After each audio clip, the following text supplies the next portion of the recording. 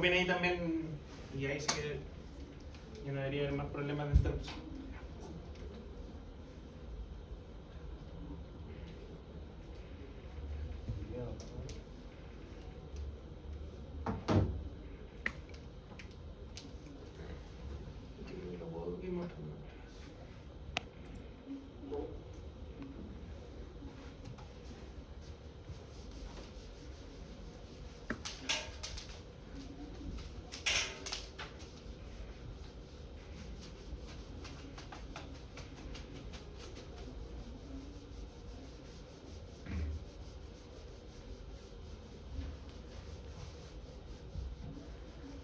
Ya, ¿qué es lo que ocurre?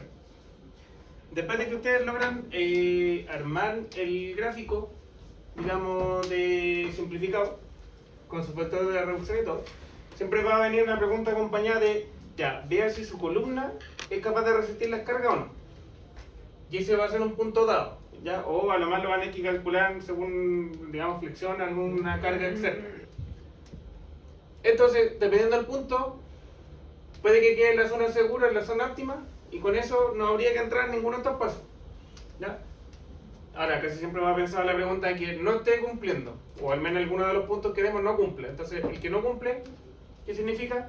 Que es como está el acero, es como lo más evidente. Le colocamos más refuerzos, siempre y cuando el acero, digamos, con el que venía el problema, esté cumpliendo, digamos, estos rangos. Entonces, vamos a tener como margen todavía como para reforzar. ¿Cómo se hace? Entramos al procedimiento. Lo primero es determinar un gamma, que es un factor como de aspecto para las columnas, que es básicamente la dimensión más alta, parece que le coloqué aquí, la dimensión mayor de la columna, porque no siempre son simétricas, menos 2 veces el recubrimiento dividido en eso. Entonces eso debéis andar entre, no sé, 0,7 hasta 0,9. ¿Ya? ¿Qué significa? Estos son los famosos abacos, que son muchos. De hecho aquí hay como, bueno, hay 90 planas. Obviamente esto no lo entregamos en 90 hojas. Entregamos como directamente el que van a tener que usar. Entonces, si se fijan, cada abaco viene asociado, por ejemplo, en este caso, es cuando la columna está armada solamente en 2 caras. ¿Ya? Por ejemplo, si yo aquí bajo, en algún momento, claro, cambia el siguiente abaco que ahora la columna está armada en todo el perímetro. ¿Ya? Esas son las diferencias. Obviamente las curvas son todas diferentes. ¿Qué más pueden ver acá? Si se fijan, sale la dimensión H, sale la dimensión B, y a priori no sabemos cuál de las dos mayor, y aparece el gamma. Bueno, obviamente el gamma yo lo tengo anotado. ¿Qué otras cosas también pueden ver? Las propiedades del acero, las propiedades del hormigón, y aquí está el gamma. Entonces, por ejemplo, la mayoría de los problemas siempre están en 0,80, 0,90 podría ser. ¿Ya? Que eso depende netamente del recubrimiento y de las dimensiones. Entonces, si se fijan, ahí va variando, 0,5, 0,6, 0,7, hay un montón de casos.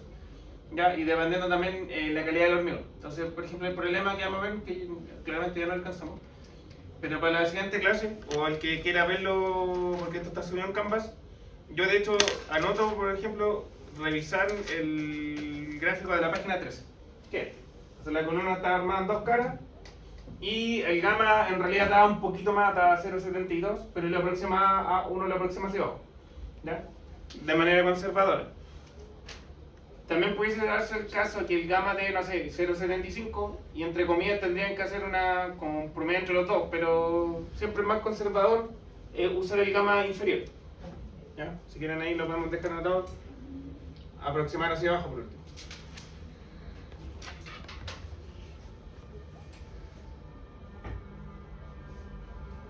Eso es necesario. ¿Ya? Yo obviamente cuando creo los problemas siempre tengo el cuidado que dé un número cerrado por lo mismo, para que no tengan ese inconveniente.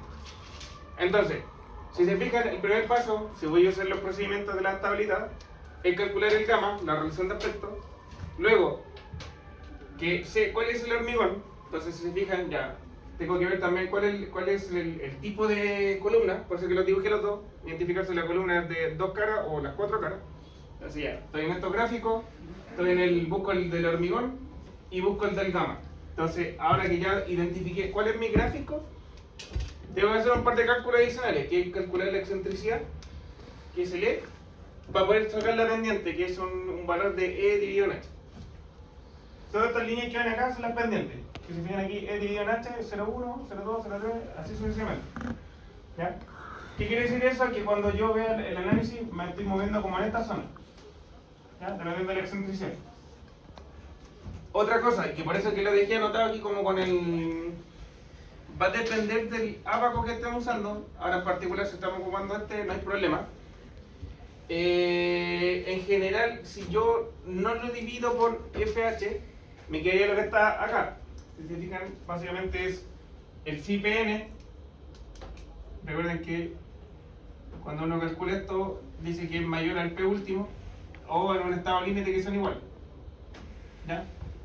Entonces, ese que está ahí es lo mismo que haber puesto P último.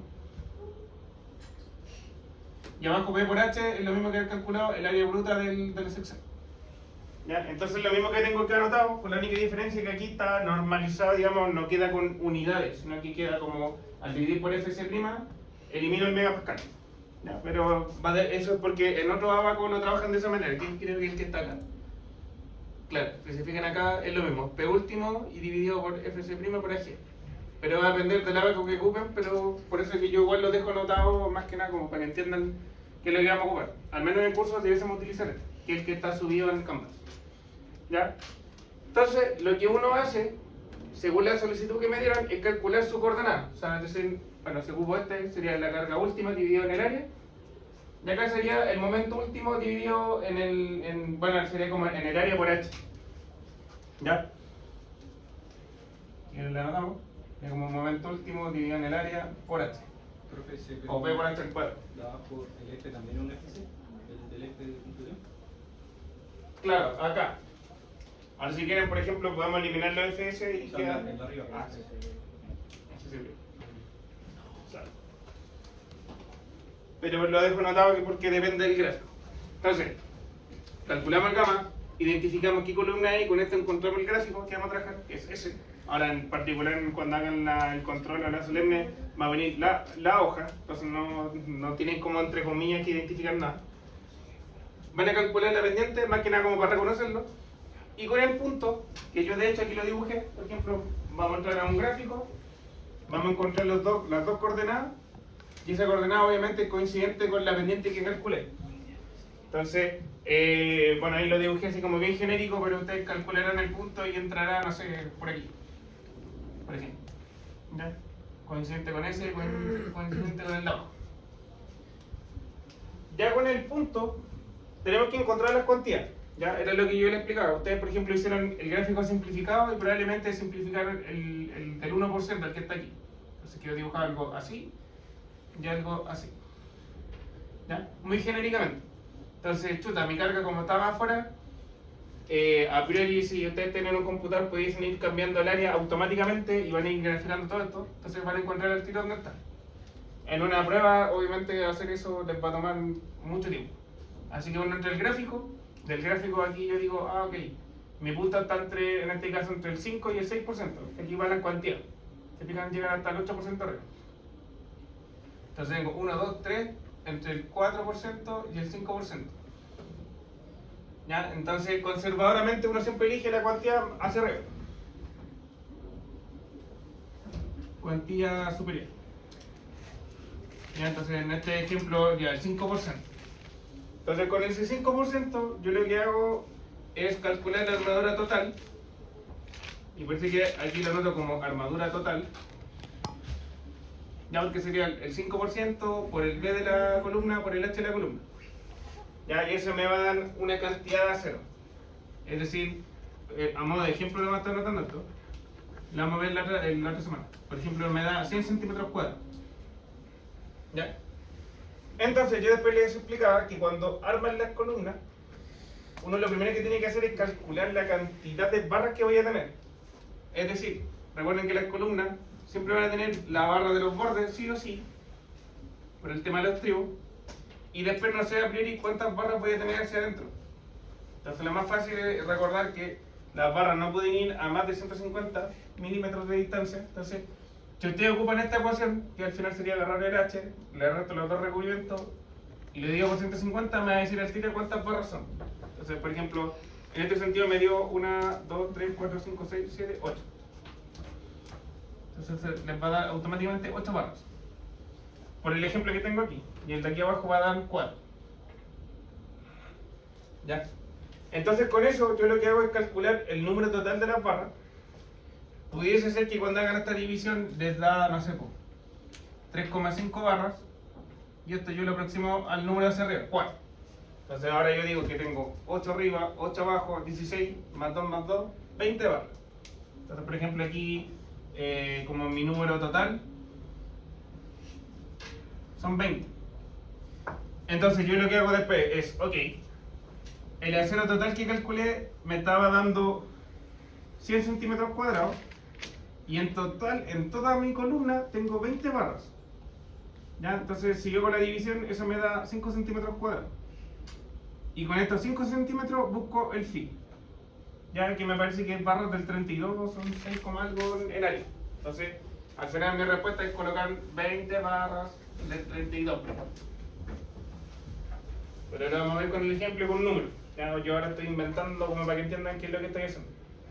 Y hasta aquí estaría el procedimiento como del refuerzo de las barras. ¿Ya?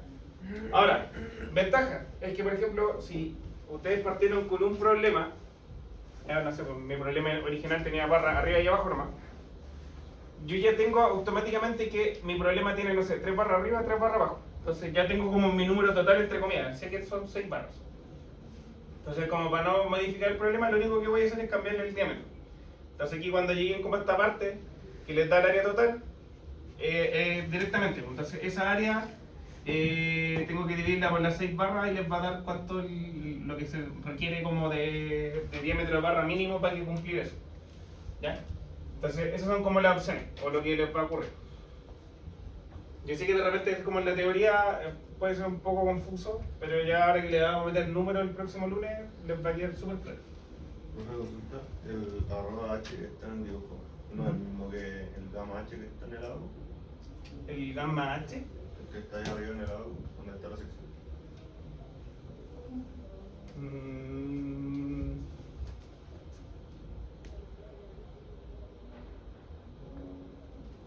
No te cacho.